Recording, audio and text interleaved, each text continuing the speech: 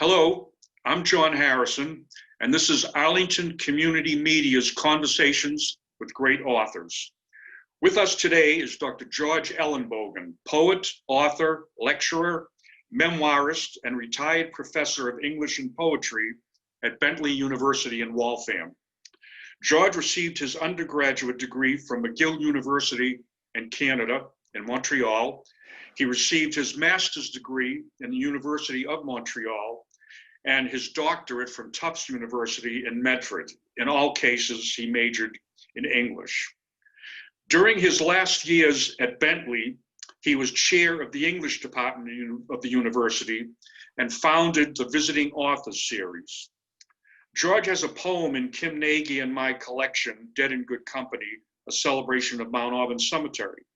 His poem is entitled Mount Auburn Cemetery, Winter Icons for John Harrison, bird photographer. Thank you for that accolade, George. George was my English poetry professor during my 4 years at Bentley from 1966 to 1970, a long time ago in a galaxy far, far away. We can all think back in our lives to a few teachers who influenced us, mentored us. George Ellenbogen is such a teacher for me. He unlocked the mystery of poetry for me and always encouraged my writing.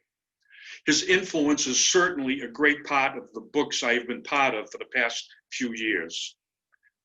I am indebted to George Ellenbogen for his influence. We have remained good friends for the 50 years since my time at Bentley. George Ellenbogen's journey began in Montreal, Canada, where he grew up. He will tell us of his youth there, which he chronicles in his memoir, A Stone in My Shoes in Search of Neighborhood. He has authored 4 collections of poetry, The Night on Stones, Along the Road to Eden, The Rhino Gate Poems, and Morning Gothic New and Selected Poems. There are French and English versions of his collections of poetry. Welcome to Conversations with Great Authors, George. For me personally, it's a joy and a privilege to have you here. Thank you, John. And thank you very much for those sweet words. It really has been a long time. My God, I think we're going back to 1966. Yes. Several incarnations ago. Mm-hmm. And it's interesting, John, as you can imagine, over a period of 10 years, 20 years, 30 years, 40 years, I think it's over 50 years that I taught you. One remembers only a small proportion of the students that one taught, but you were an unusual student. I do remember that. I think you were a student at Bentley during Bentley's last 2 years in Boston before it moved out to Waltham and Yes. became another Yes. kind of institution in effect. But you were different. I mean, I would have considered Bentley students at that point practical, very purposeful. They generally had a single goal in mind, becoming accountants and having reasonably programmed lives ahead of them. I remember you as being quite curious, reaching for something that you had not yet defined, and you clearly have had a very interesting life. I've got to say that when I first met you, I would not have envisioned that you would become a bird photographer, and a splendid one. Just yesterday, as a matter of fact, I have your Mount Auburn book on my kitchen table, and I was browsing through the photos, and we had talked about the eagles in Medford the other day, but just looking through the photos of the foxes and raccoons and so on. And usually I focus on just your photographs, but I also noticed some of Kim's, specifically one of Robin's, Robin chicks being fed. Oh, and the nest, with their, yes. it's the very last photo with their beaks gaping open. Anyway, that it's quite something. Both Pierce, who got you started with the bird photography, and I are very proud of you. You really have made a career for yourself, John. Well, thank you very much, and you certainly are a part of that. You influenced me quite a great deal. You know, George, when did you first realize that you wanted to be a writer, and in particular, a poet? Did you enjoy poetry as a youth in Montreal, or did McGill instill the love of that form? I guess it's not so much a question of poetry specifically. I was a very scattered student, John, all the way through. In elementary school, I've got to say that after kindergarten, which was wonderful, we sat on the floor around round tables, cutting things out with scissors and coloring them in various ways. I loved kindergarten, but after that, it was all downhill. And when I entered a classroom and saw the rows all arranged with symmetrically and multiplication tables on the boards, I knew it. I didn't have a pleasant time ahead of me. But I loved writing. I loved everything that was outside my immediate environment. That school environment was, to put it kindly, depressing. I remember as a child climbing the steep wooden stairs of Mount Royal Elementary School. Everything there seemed so tired, so worn, so gray, so depressing. And I remember liking geography because it took me out of that milieu, history because it allowed me to escape in time, and writing, which allowed me to express the desire for escape. And that was the only thing that I think I really excelled in. I mean, arithmetic, anything pertaining to numbers, I always felt was a conspiracy against my sanity. I eventually managed to master enough trigonometry and algebra and geometry to get out of high school and into college. But I liked writing, and I've always liked writing. I mean, from that early point on. As to when writing came to me as an option, as something that might be central in my life, that didn't happen until I was at McGill. And I had, as a professor of comparative literature, a man called Louis Dudek, who, it turns out, was one of Canada's grandfather poets. He had these last 20 odd years or so. But he had a major impact in my life. You mentioned that I had something to do with the path that you've chosen to take. I don't know whether I would agree to that. It's very kind of you to say that. But Louis Dudek really played a major part in mine. I knew when I was taking his course on living, I never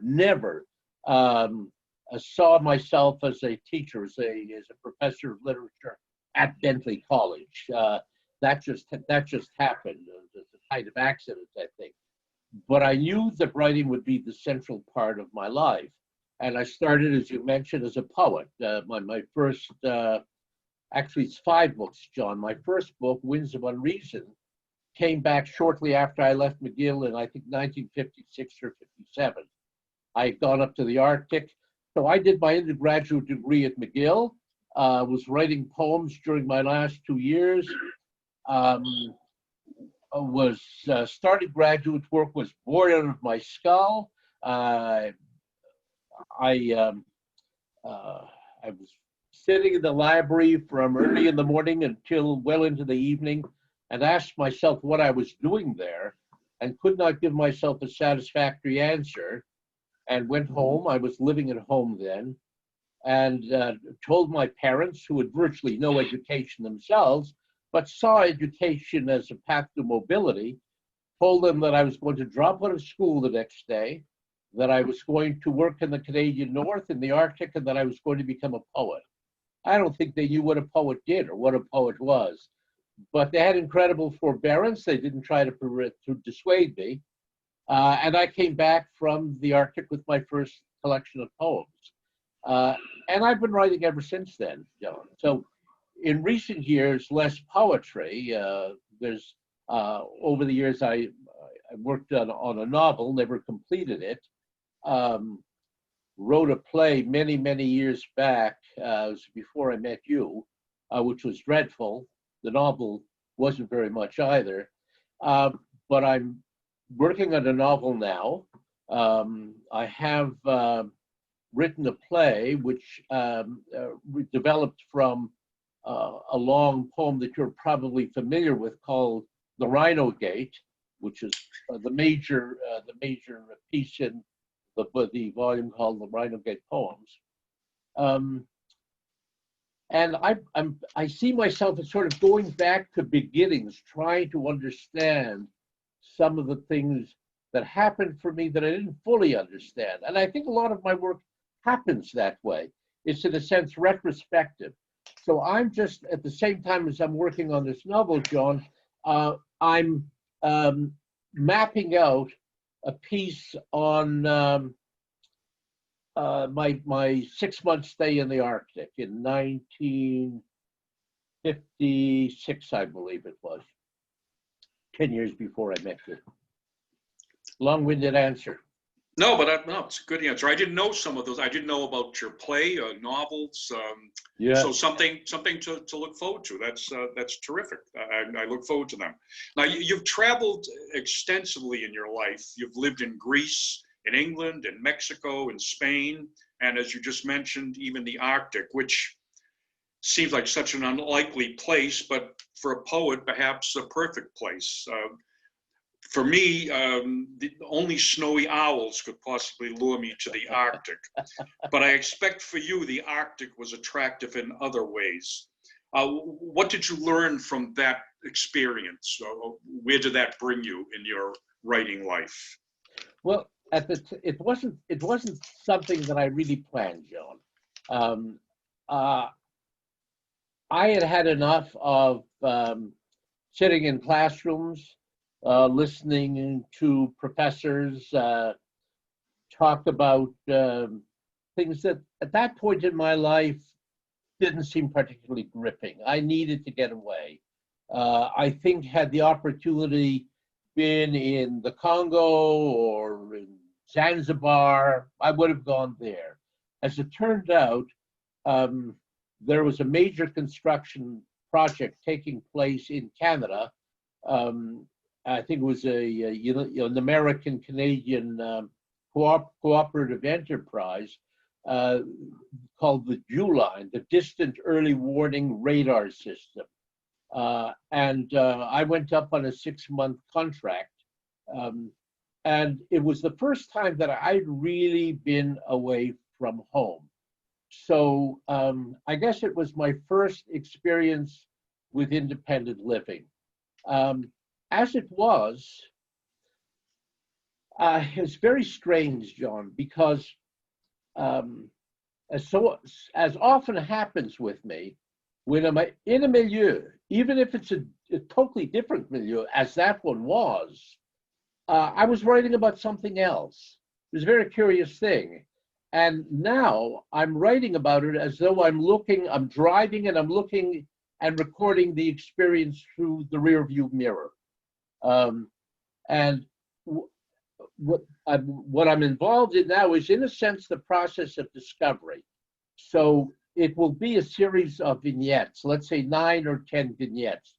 The arrival, the departure, the discovery of boundaries. And there's a wonderful irony there for me, because I went up in June, at that point of the year in the Arctic where there's virtually 24 hours daylight.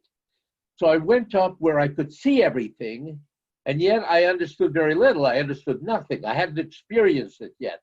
I hadn't understood the solitude, the stark landscape, the different topography. Everything was different. The kind of spongy earth that one walked on in the summer and that was frozen in the late fall. And yet, when I left, I left in December when it was utterly dark, basically, maybe a little bit of twilight for 3/4 of an hour or so. It was dark outside, but yet inside there was light. I understood much more. So, it's a poem. I think it's going to be a prose piece, and maybe prose poem. But the elements there will be separation, boundaries, a recognition of boundaries, how one connects with one's milieu, with other people, how one makes sense of things, how one reaches out to elements in one's environment to establish coherence. So right now, John, I'm on the outside of that along with you. As I work on this piece, understanding will come. Theodore Ethke has a line, I know by going where I have to go. And that's what will happen here. In other words, I'll write, and the piece will unravel, and I'll understand what it's all about, which is why I'm working on this piece, because I always felt, John, that this was a pivotal part in my life.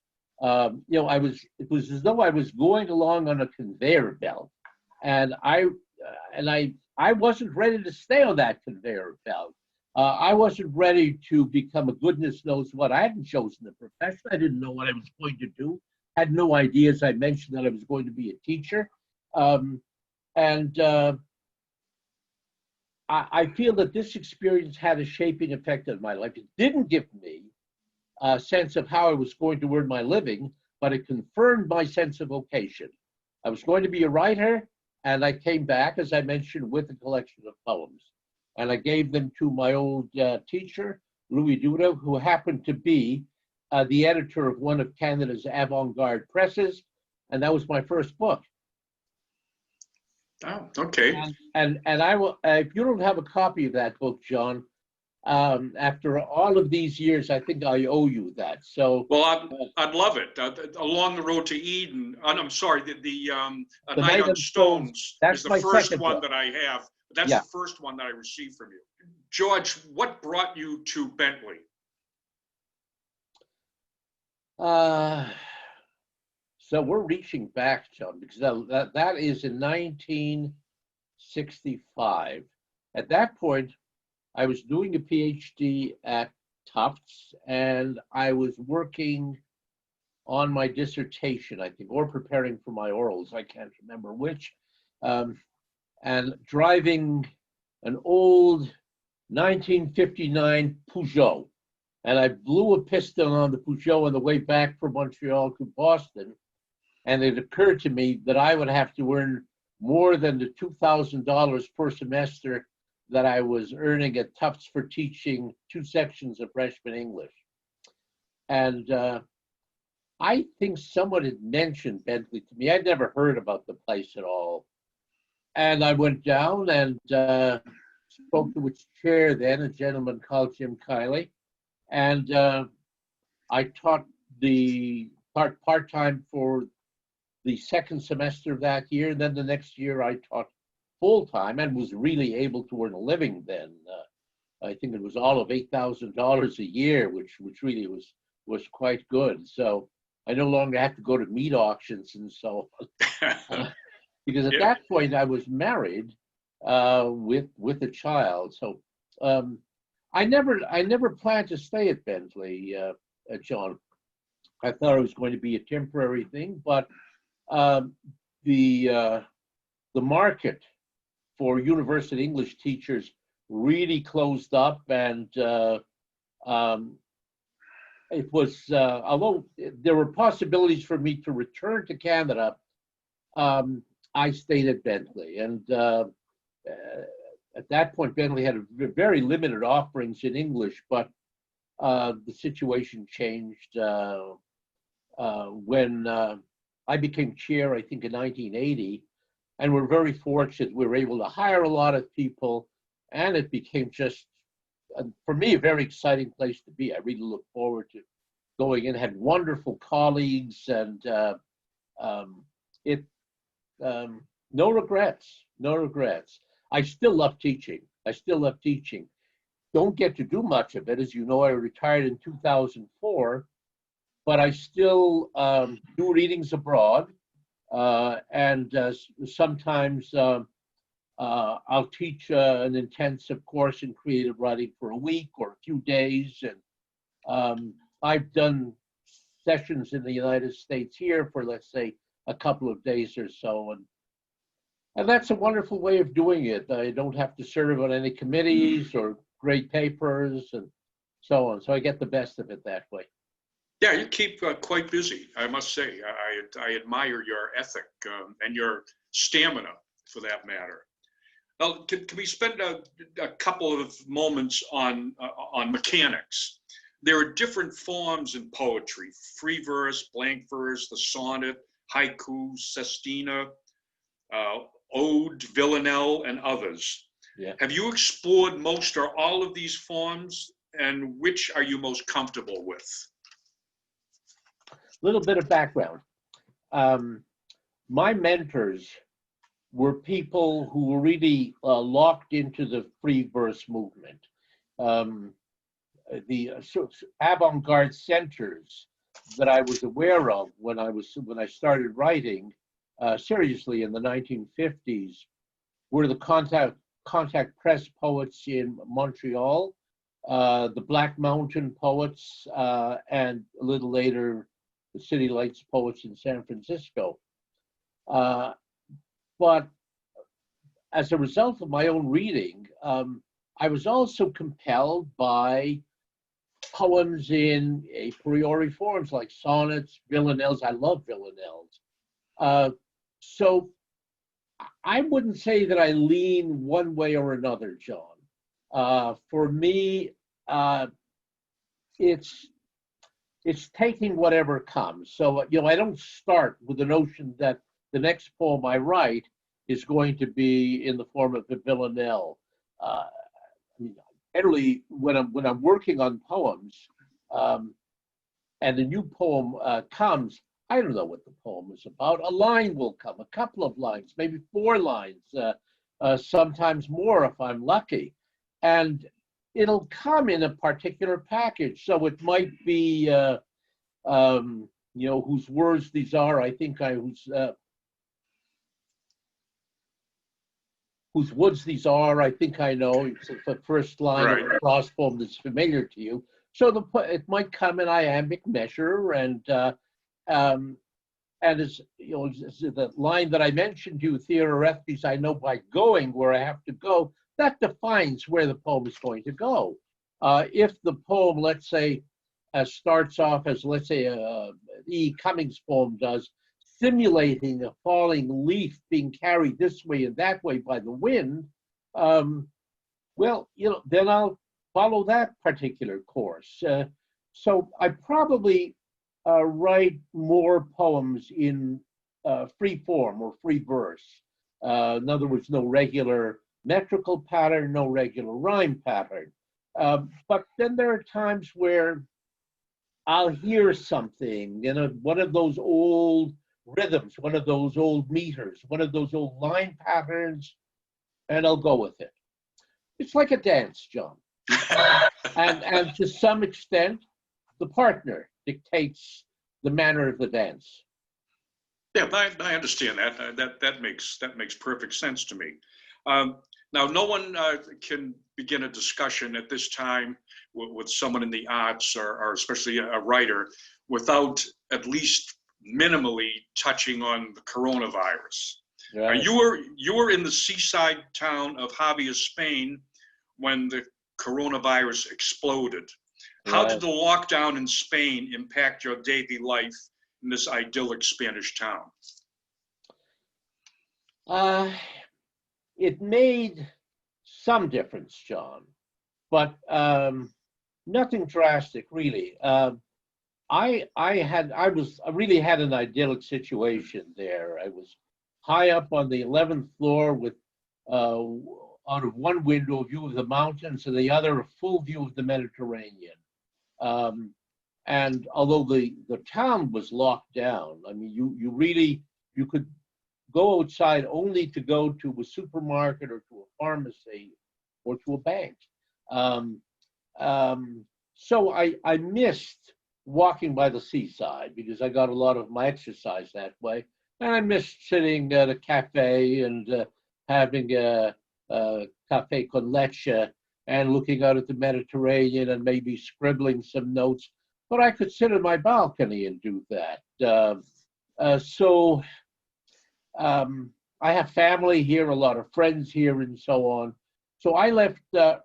I left early, and as it was, I was fortunate in being able to get out. And finally, my transatlantic flight, I think, was probably 5% full. It was as though they had scooped up the last stragglers, leaving the planet for another planet. My situation over there is not much different than my situation here, except that here I can actually take walks outside. But I think more important is the way it impinges. This virus impinges on one's imagination and awakens one to what really has been a part of our history, whether it's the Great Plague in 1381 or the 1666 plague in Britain, that had cataclysmic effects. But it works in a number of ways. I find, for example, that I've become very much aware of the place that I happen to be inhabiting, my own home. I'm enjoying it in a way that I never have. When Evelyn, my late partner, and I lived together, we lived together for 30 odd years, and we lived here for, my God, over 20 years. We hardly ever sat in the living room and so on. So we spent a lot of time where I am now on the third floor at our studios. They're next to one another. But in the morning, I very often will read and listen to music in the living room. So I spend time in different rooms. And just as my time in the Arctic was being dropped into a particular milieu, and in a sense, getting to know that milieu as it pertained to me. It was, in a sense, my neighbor, my partner. Well, in a sense, this house has become that. It's very odd. It's as though I've been living in this place, or I had been living in this place for so long, and I was familiar with it in, I would say, limited ways. So. Yeah. I think a lot of us will feel that way once this is over, that we have enjoyed certain aspects of it, even though we're all antsy and are cabin fevered and want to get out now. Will this unprecedented pandemic find its way into your writing poetry in time? Do you think? Or absolutely will, or probably will, or maybe, or how do you feel about what that might impact on you? It's very hard to say, John. Subject matter for me is an unpredictable thing. I mean, something could be important in my life, as this is. I'm riveted to it as to how we're dealing with it and all. I think as a writer, it's as though it's not an act of volition on my part. Seems odd to say that because ultimately I do the writing. It's almost as though the material has to come out and reach me and grab me by the lapels. Sometimes it does, sometimes it doesn't. In the case of the Arctic, for example, it's a long time ago, John. How many years? 44, 20, it's over 60 years that I've been in the Arctic, and it's only now that I'm addressing it, now that I'm compelled by certain images, now that I feel I want to get my arms around it and understand it. So who knows? It might well be that I might be on a cruise, maybe be out in on a boat in the Galapagos as I was at one point, and that will come to me. This awful situation where these chaotic creatures, these viruses, simply want to stay alive, and we're their hosts, basically. And that might come to me in such a way that I raise my pen and start to put something down on a page.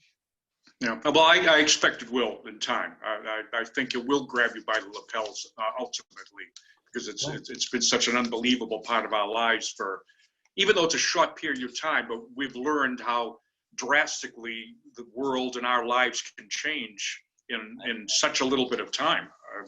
That's one truth that's coming out of this. Absolutely. Yeah, that's it. It's really unbelievable. I mean, so you think about it, John.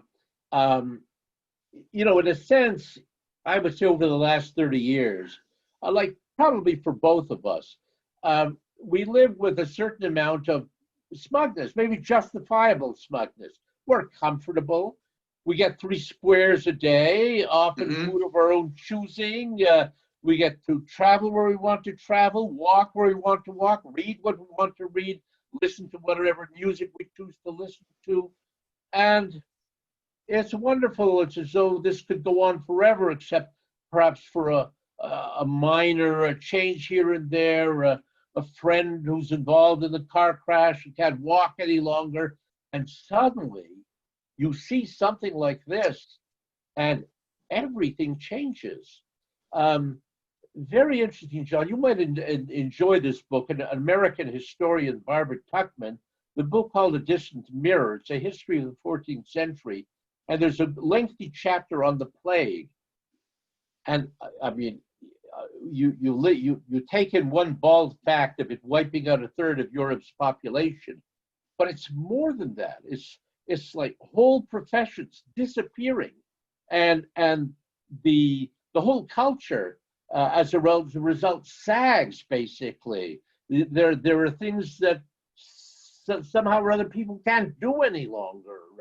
So we're living with a level of anxiety that we haven't been touched by in my lifetime. We will never forget this. No. Would you read Frozen White for me? Frozen White.